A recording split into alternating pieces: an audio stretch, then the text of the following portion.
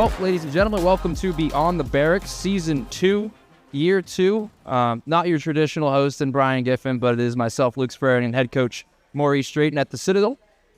We are on Harriet Street at Over the Horizon for, again, Year 2 of Beyond the Barracks podcast this time. Yes. So it'll be on YouTube, Spotify, Apple, wherever you can find your podcast. It will be there. No video portion this year.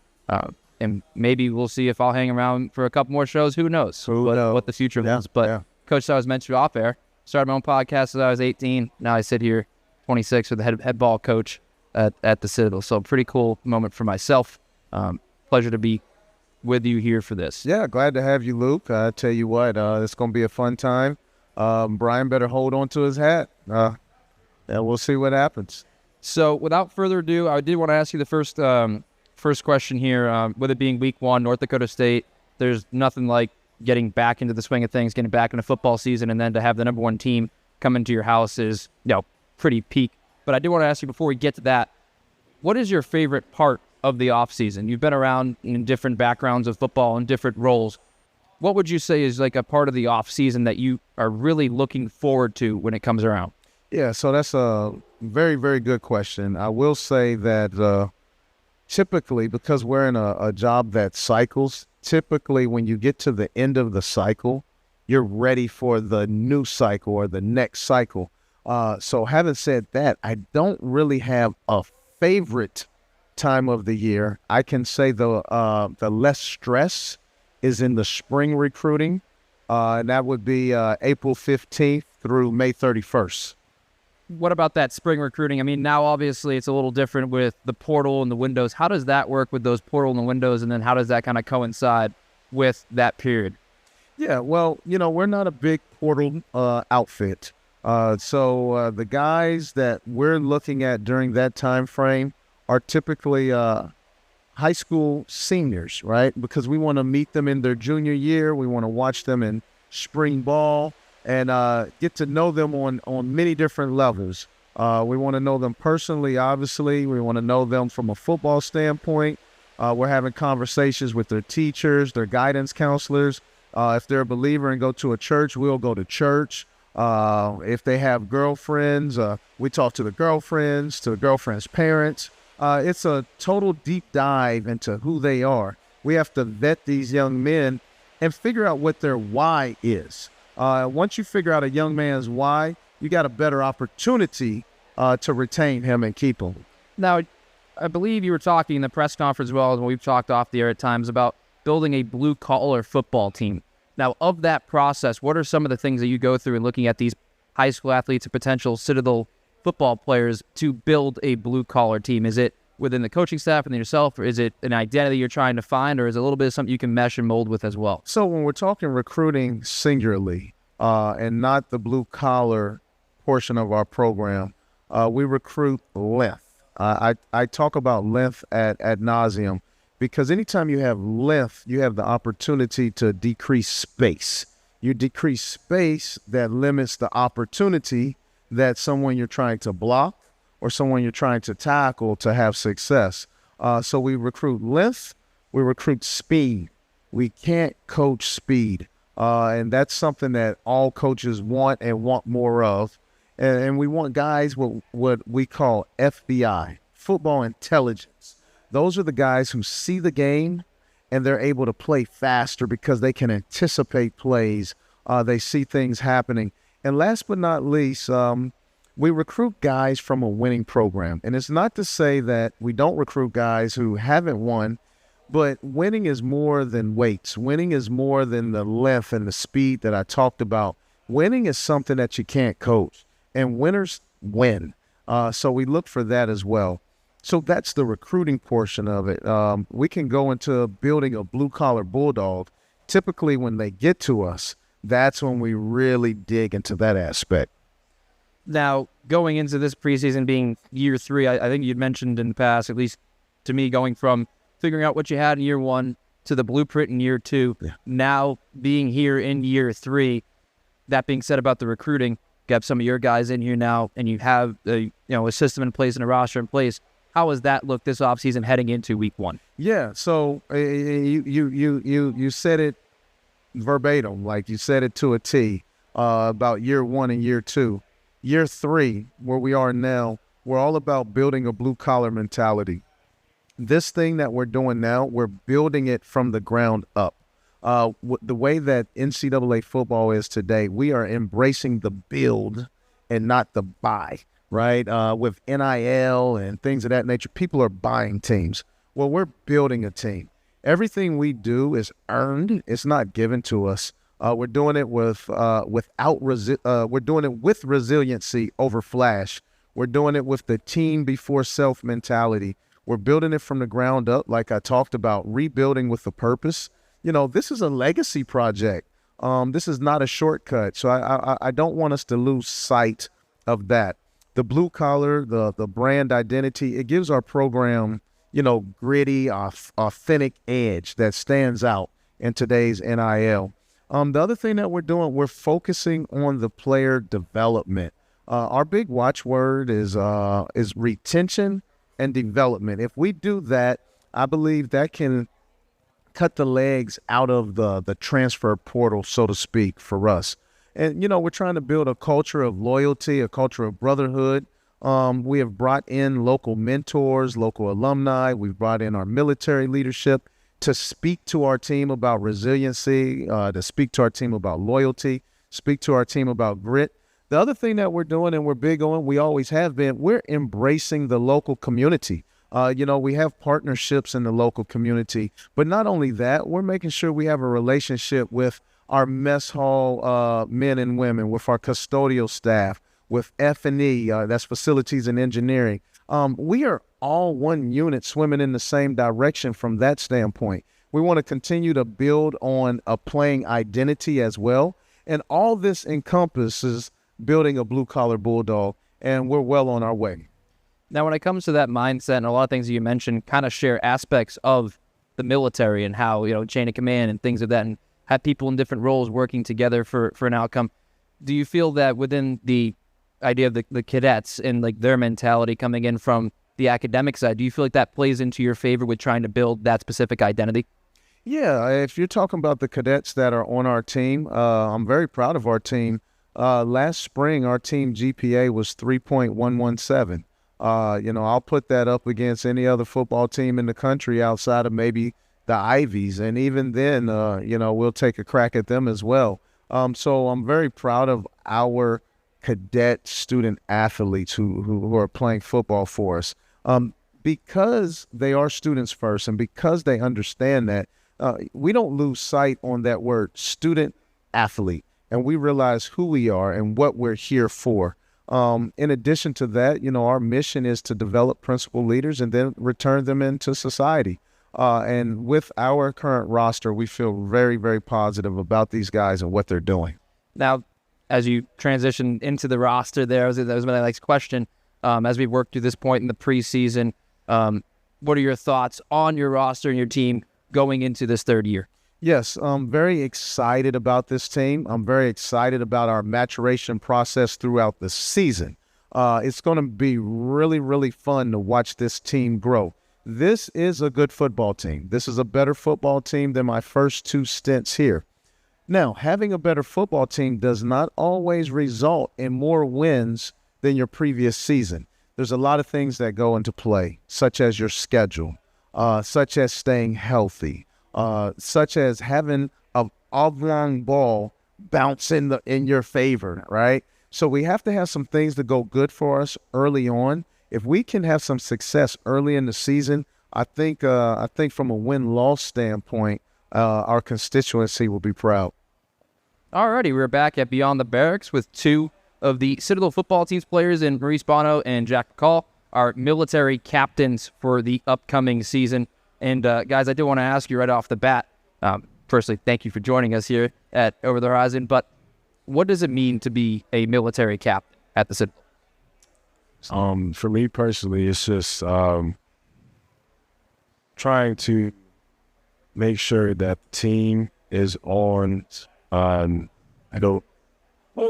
has the same mission as the Citadel, which is to educate and develop principal leaders in all walks of life. So we're just trying to lead our guys and guide them through that daily. We know we're here for advice, here for anything that they need. So for me personally, I take pride in being a team captain. I love it when guys come ask me questions or come ask me, come at me with anything. It helps me be a better leader than them. So that's what it was for me.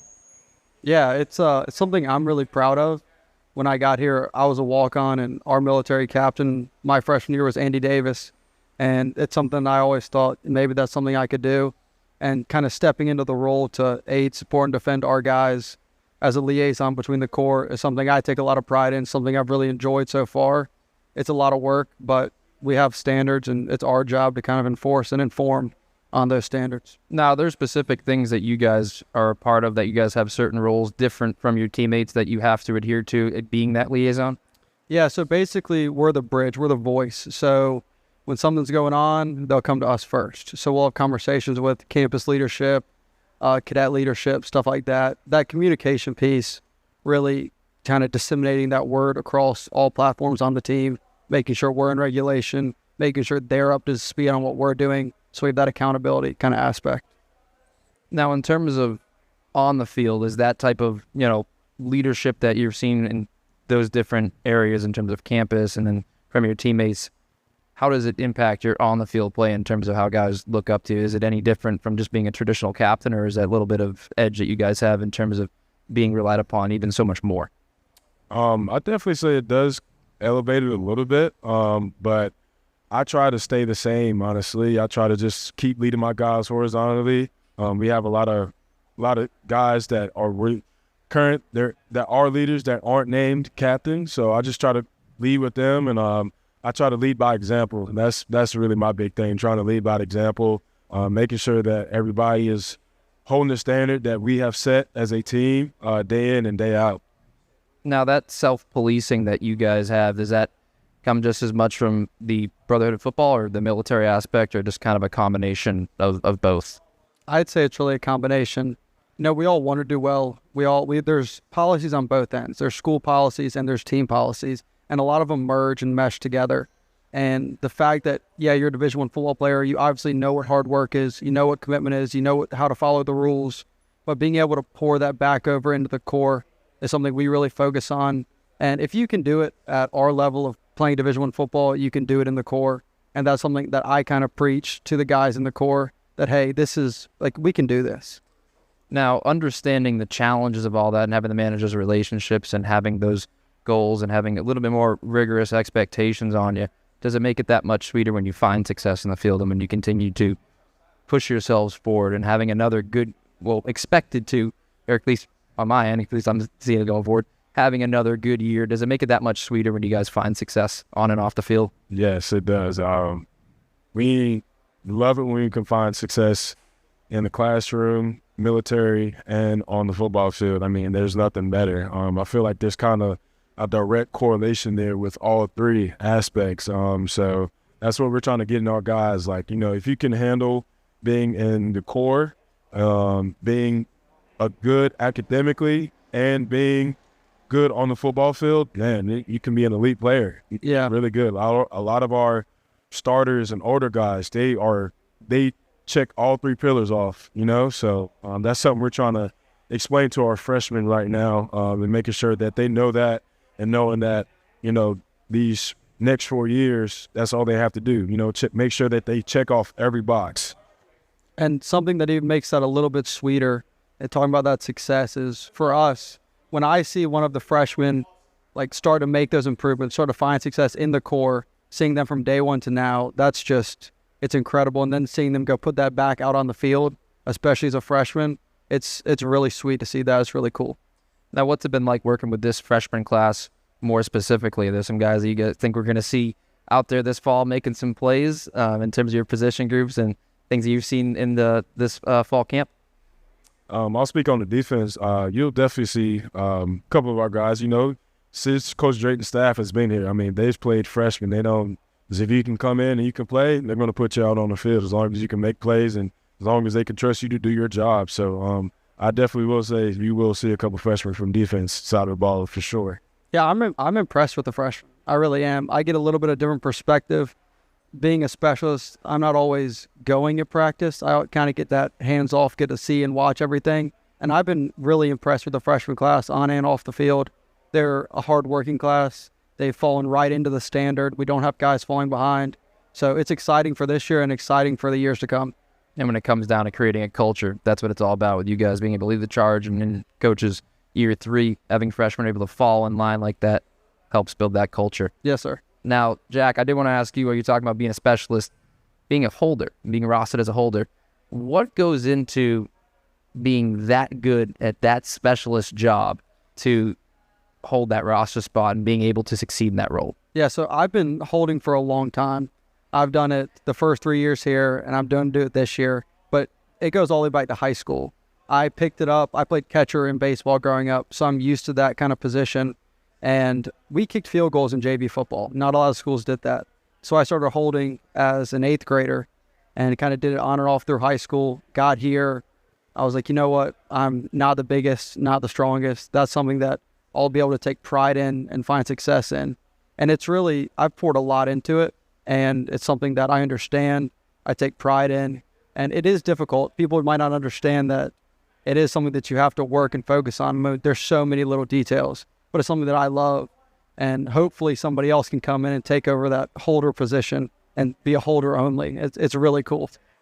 Now, what's it like being able to practice with one of the best kick blocking units in the country? Does that make you that much better when you're able to go against best on best, guy like Coach Coaxum, coaching the special teams, lining different things up against you guys? Oh, yeah. So Bradley Jones, he's one of the best. You know, he can block anything. We'll have really, really good op times, and somehow he's in the backfield blocking our kicks.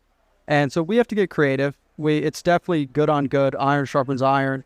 We feel really confident in our field goal unit, but that field goal block unit that we have is also just incredible. So it gets our op times down, it gets our protection better, but it also helps the defense because we have a talented a field goal team.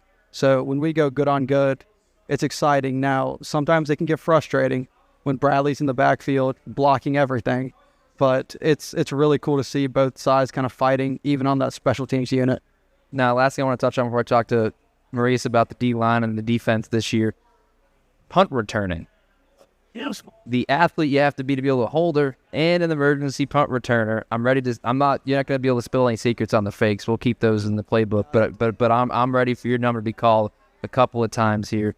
What's it like punt returning and being able to work in those 2 different roles? Yeah, so it's kind of an interesting thing because when we go out before practice, I'm just out there catching punts. Punters are working. I'm not really we don't work field goal at the beginning. So I've been catching punts before practice forever. And it's just kind of fallen into line where, hey, maybe if somebody needs to catch a ball, throw a fair catch up, that's something that I'll be able to do. So it is cool. It's cool to play I joke, it's another skill position, and holder's a specialist, so it's not necessarily skill. So it's exciting.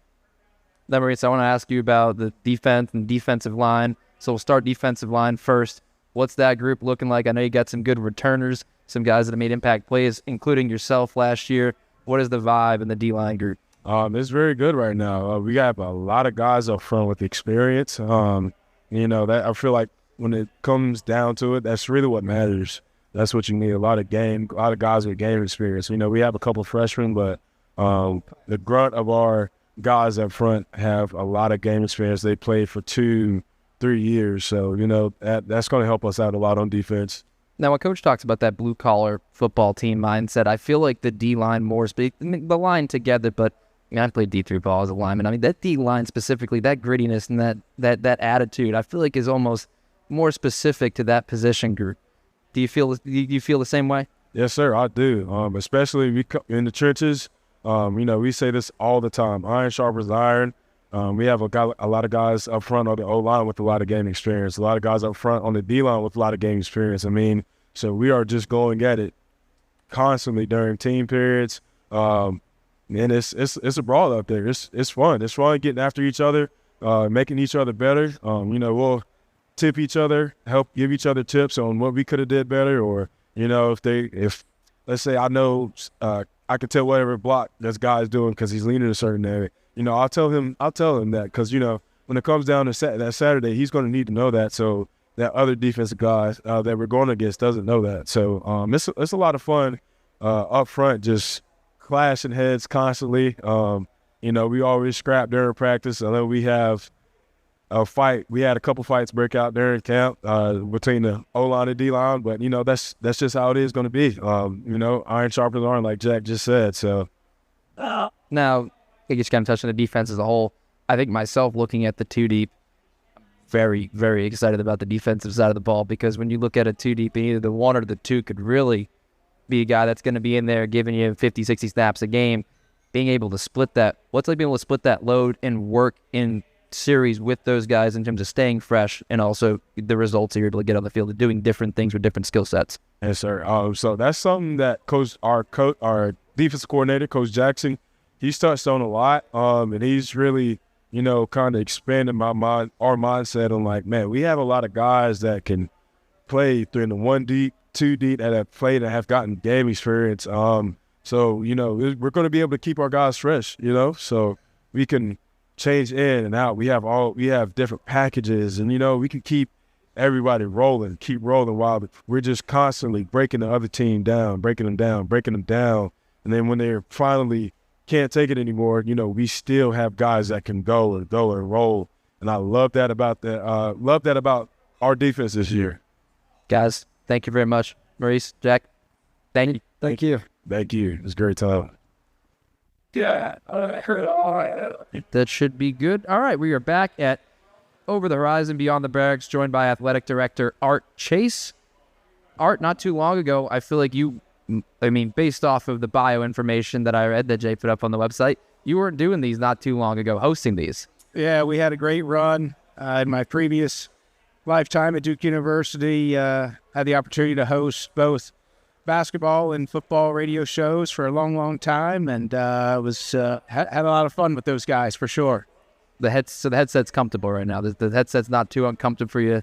The headset's comfortable, and for as many radio shows and games that I was fortunate enough to do, we're at a good spot for sure. I haven't quite figured it out into the budget yet how to work your time in the booth from baseball and for football in yet, but we're trying to get there. Hoping to get you in for that first game against Nort Dakota State up there during the halftime. Do want to ask you, I think when we had met over the summer, it was the first 100 days, kind of looking at like a presidency.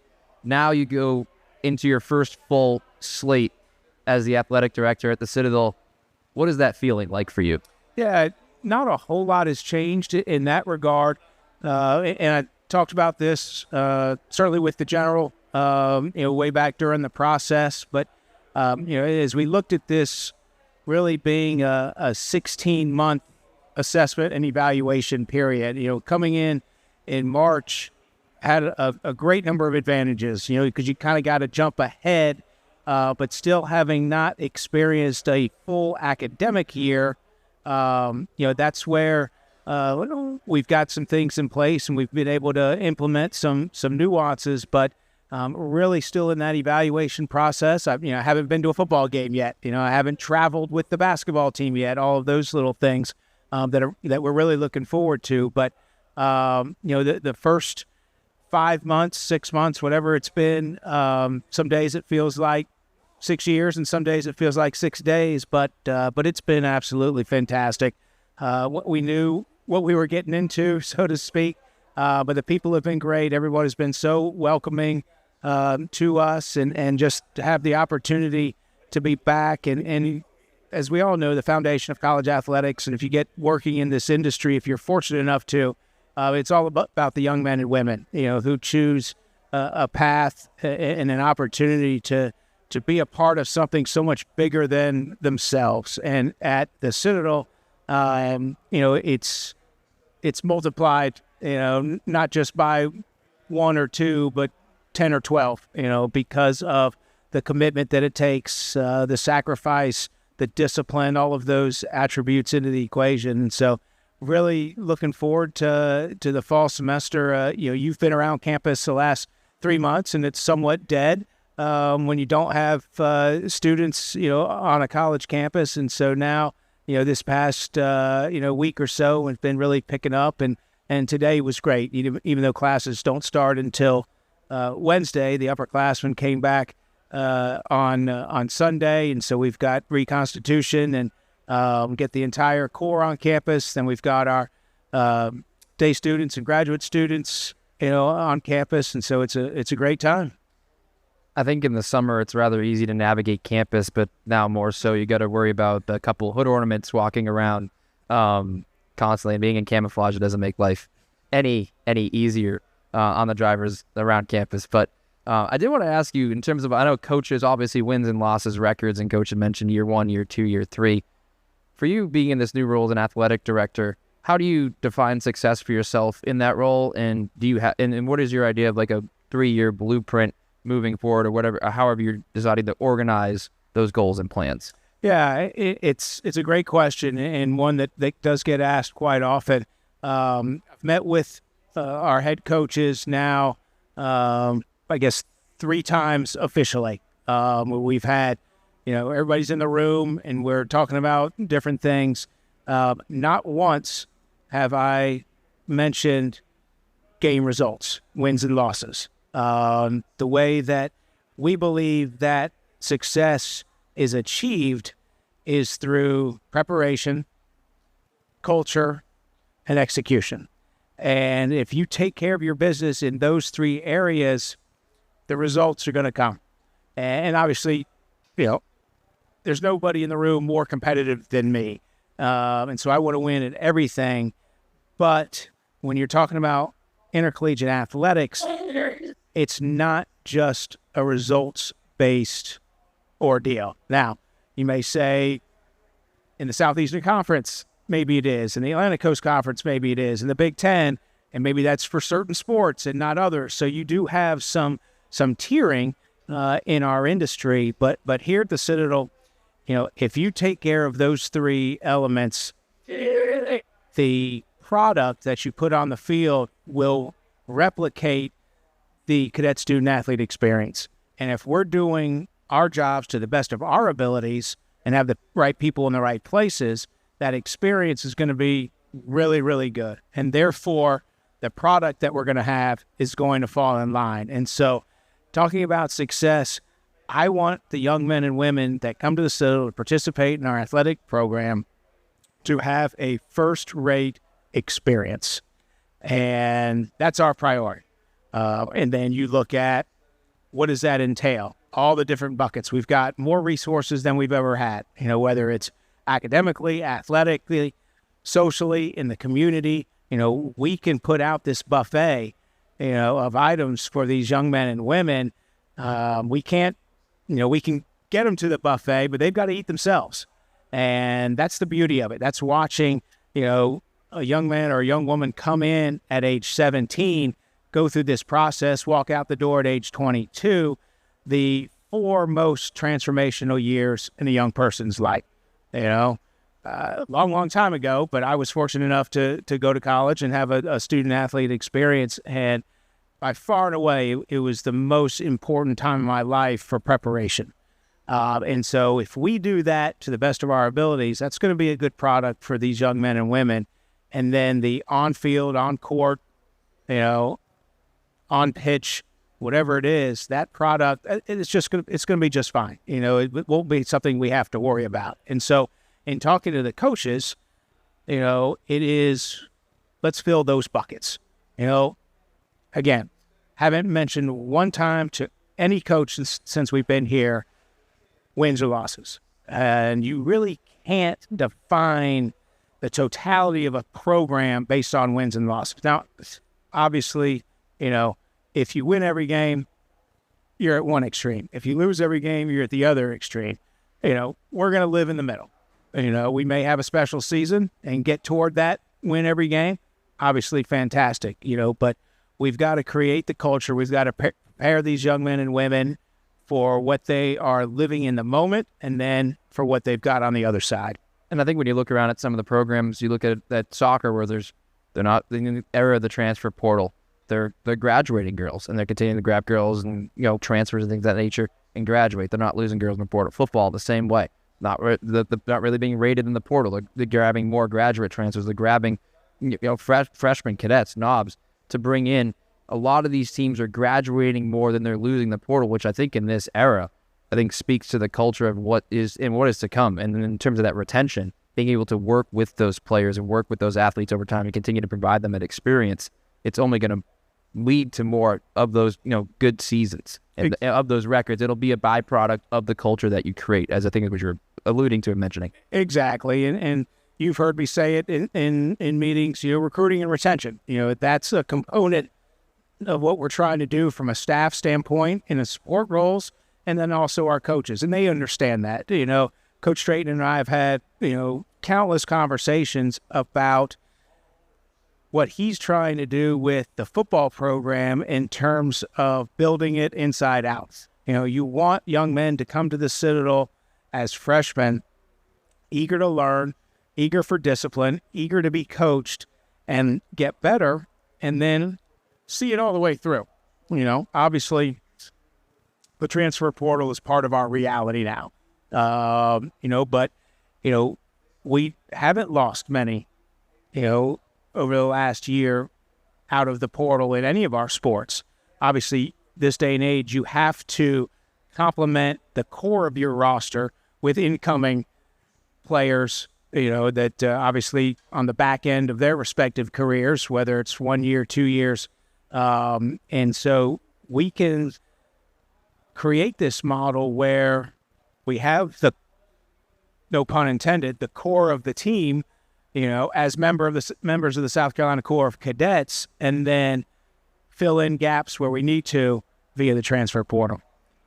Now, before I let you go, Art, I do want to ask you, what are you going to get into for Game 1 at the Citadel? I know you spend a lot of time in probably different roles working in any form or capacity at football games at Duke University, and before that, are you getting out there and fire the cannons? Like, what are we getting into this Saturday? It's a great question, and all my close friends that knew my game day habits at Duke have been giving me a hard time because for the last several years at Duke, from kickoff to final horn, 90% of the game I sat by myself, and I just wanted to basically sit in a glorified closet that was right about midfield in our press box, and just loved watching the game by myself. It allowed me to focus and enjoy. And like I said, all my close friends were giving me a hard time about taking this, saying you're not going to be able to do that anymore, which is accurate. But I'm looking forward to it. Just continuing to cultivate relationships, connect with our people. Would love to spend some time in the locker room before the game. Obviously, that we've got a terrific tailgating scene where our supporters are. Need to be out there. Once kickoff becomes a reality at high noon on Saturday. I want to be locked into the game, but know that we're going to have a bunch of constituents that I need to spend time with and cultivate those relationships, which is part of it. But I'll find an area where I can watch the game. I don't know where that's going to be just yet. My wife will be there with me, and so we'll have a lot of fun that day. It's going to be interesting. The last Citadel game that I was at in Charleston would have been the season finale of the 1999 season. So I need to dust off the record book and see how we did in that one. Coach Drayton was on the staff that year. The last Citadel football game I saw would have been Citadel came to Duke. I think it was 2004, somewhere in there. So it's been a while since I saw a Citadel game live and in person, but it's going to be an awful lot of fun. We're going to have a great crowd. And so it's going to be great to welcome Nort Dakota State to Charleston. I think 99, I would have probably had a couple months in the world. So I'm hoping that result was a win, and I'm also hoping that we get a win this Saturday. Regardless, I'm hoping that your first football game experience at the Citadel as the man in charge is a good one. Art, thank you so much for joining me. No problem. Welcome to do this anytime, and appreciate everything that you do for Citadel Athletics, and look forward to seeing everybody Saturday. Okay, so we are back at Over the Horizon on Beyond the Barracks for our final segment, where we welcome Coach Maurice Drayton back into the booth over here and we're going to talk NDSU and the powerhouse that they are coming to Charleston, South Carolina this Saturday. I think they get in, Friday night, Coach? Yes, they get in Friday night. Their equipment truck gets in Thursday night. They have this big semi that they're going to put on the visitor side. So it'll be really cool to watch that. But before we go any further, let's do this. Let's thank the class of 69. Let's thank the class of 74 for coming out and supporting us tonight.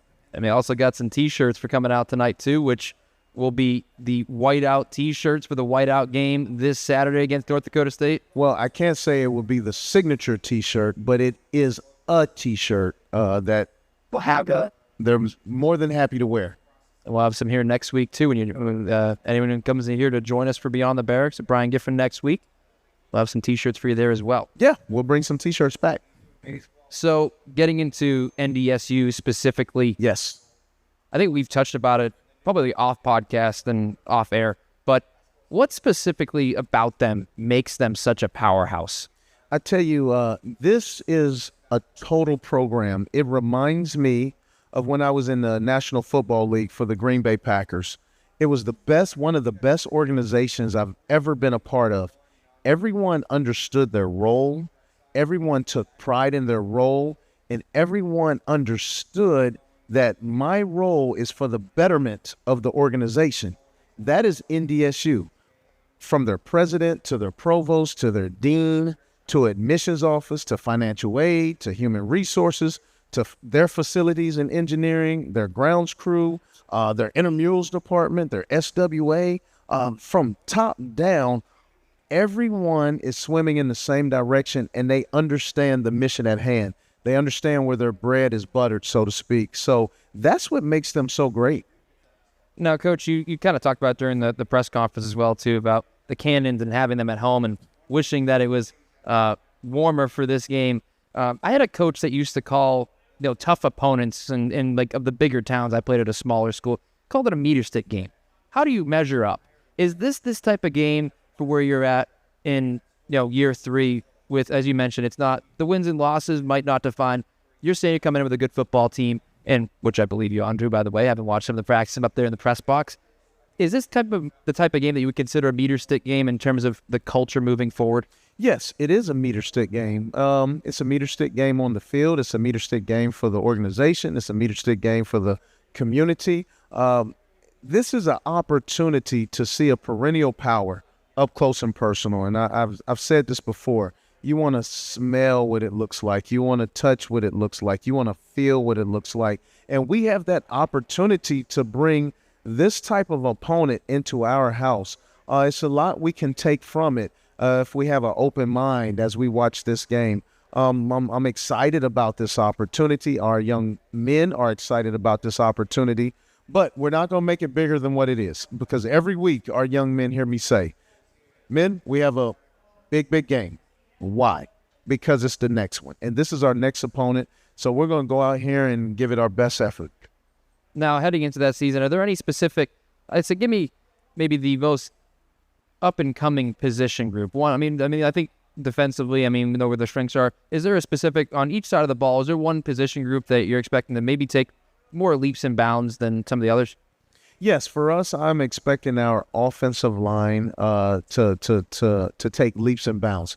They have shown that we're a better unit, right? We're a better unit in our run game. But here's the deal that I think gets lost in translation, right?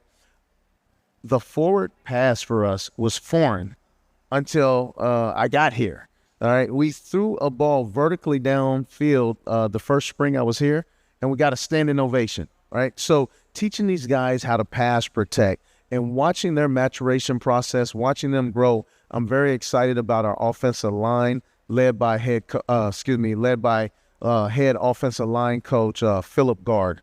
Very excited about what they're doing. Now, on the defensive side of the ball, is there a specific, because I know DB background and all, probably there. Are there any specific groups there that you think you're going to take a bigger step this year than before?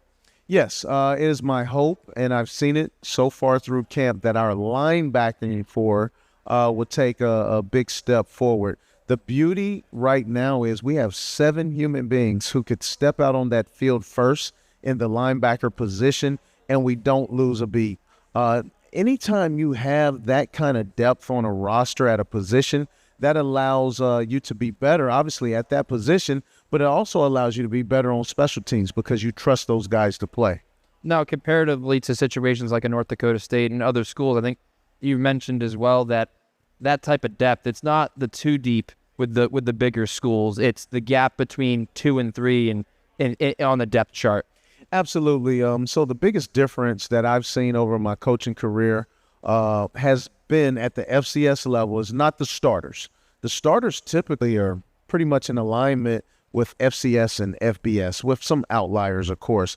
But it's when you have to sub. It's when people get injured and get hurt. There's a big drop-off. And as long as we're closing that gap on that drop-off, and that's why it was so important to build our roster, not only from the top down, but from the bottom up, we really feel like we've closed that gap. And I heard Maurice Bonneau speak earlier today about that. And they believe in themselves, too. Like, when they have to have a breather, they feel good about their compadre coming in and backing them up because it's not going to be a drop-off. We talked about the iron sharpens iron, too. When you build more depth and you're fresher during practice, it also means because you're going up against a very even more talented player on the other side. So now you're getting better day in, day out because your scout team players are better. And then they're growing into the Maurice Bonneaus of the world that are playing in those roles. And again, like as you say, building programs throughout years, I'm sure that's beginning to be seen more and more. Absolutely. I'm so glad you said that.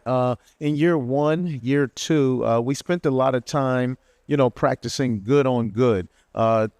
Full transparency, our scout teams were not good enough to practice against, those varsity players because we did not get better in that component. But now our scout teams are really, really good. And guys who are playing on scout team, they're going to actually play on Saturdays in certain roles. So this team is getting better, and that's why I have full confidence in saying, yes, we are a better team. But when it comes to wins and losses, I'll be honest with you, there's a lot of factors that go into that, such as staying healthy, such as that oblong ball rolling in the right direction for you. And, you got to have a little luck. Well, you're down starting quarterback Dustin Fletcher, starting running back Corey Ibrahim as well. Is it, not that it's ever good to lose a player, that obvious, and is it at least better that during the preseason they went down, so there's in terms of preparation, is it a little bit easier on you in terms of decision making and saying, well, hey, here we are, we still have other guys that are healthy, as opposed to week 5 or week 6? Well, that's a great question. I've never been asked that, but the truth of the matter is this: we care about the individual. So anytime an individual student athlete gets injured or hurt, we care about that. But to your point, if it's going to happen from a football standpoint, from a business standpoint, it's much better than happening week 3 on a Wednesday practice, because it gives another human being an opportunity to get game good or game ready. It's one thing to practice, but having multiple practices, it gives them an opportunity to have success. We believe that practice makes permanent. You hear that old adage, practice makes perfect. It doesn't. Practice makes permanent. So we have to have good practice habits. Now, obviously, you spoke earlier today about the quarterback situation, and not with one specific in mind. What is it like in terms of the iron sharpens iron to have such great athletes and the ability to turn to any of those guys? Again, back to the whole scout team, making the defense better as well, being able to prepare for these different guys. Absolutely. Feel very confident in our 3 quarterbacks, our 3 signal callers. I will talk to them talk about them in no specific order. Kobe Tompkins is a red shirt freshman out of Atlanta, Georgia. This guy's dynamic. He has the ability to turn a bad play call or a bad protection into something positive. The other play caller that we have for us right now is Quentin Hayes. He has experience on his side. He has a calmness on his side within the huddle to make everyone else calm down. Very similar to Jonathan Bennett in that nature.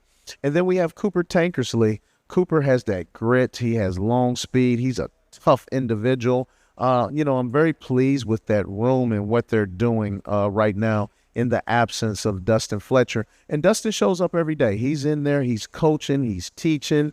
Just very pleased with what we're doing. And then we have 2 freshmen in the room, and these guys are just trying to figure out where Capers Hall is. Now, Coach, before I let you go and before we sign this one off, the last one I want to ask you is, coming out of this week and with a W, 3 things that you're going to have to do well to come away with a W against that. Like, what are 3 things you come back, you meet with the team, you have to have these 3 things. We did this well, this well, and this well. Well, before I answer that question, I want to give you some stats on North Dakota State because we do a deep dive in all our studies. I will say this. I did a study last 5 years on temperatures that they played above 80 degrees against FCS opponents. They're 2-1, so they know how to win in the elements. All right, so if we're depending on the elements, that's the wrong motive, okay? So I wanted to talk about that. I want to make sure that we understand that Coach Polisek, right, from Concordia, graduate in 2002, he's in his 2nd season. He won a national title in his 1st season.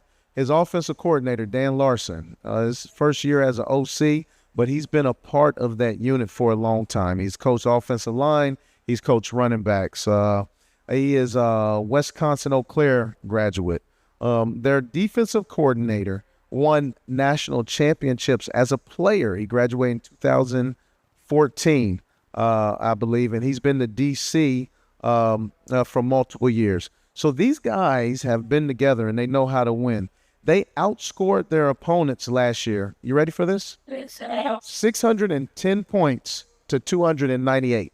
That means they dominated. That's all. They dominated. They scored 610 points. In addition to that rushing yardage, they had 3,100 yards worth of rushing. That's 3,100 yards worth of rushing. These guys know how to move the chains, move the sticks. You ready for this stat? Rushing touchdowns versus passing touchdowns. They've had 38 rushing touchdowns, 38 passing touchdowns. So they're balanced. So, right, like, how do you attack these guys? And this is the most impressive stat that I've ever seen in college football.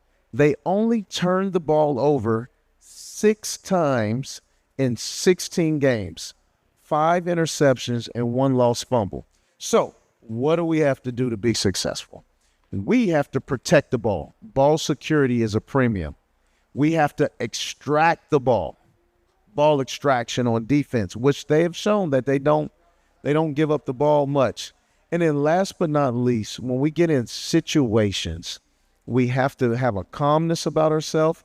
We have to be able to relax and win the situation. If we can win situational football, if we don't have any pre-snap fouls, pre-snap penalties, which go in that same bucket, ball security, ball extraction, we'll have an opportunity to be in the game in the 4th quarter, and then we'll see which way the ball bounces.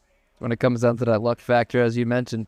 Coach, thank you very much, and thank you everyone at Over Horizon for coming out for this one, for the first episode of year 2 of Beyond the Barracks. Brian Giffen will be back next week to talk about how the North Dakota State game went, then preparing for game number 2. But Coach, as always, thank you. Myself, Luke Ferrer, signing off here from Over the Horizon. Thank you, Luke.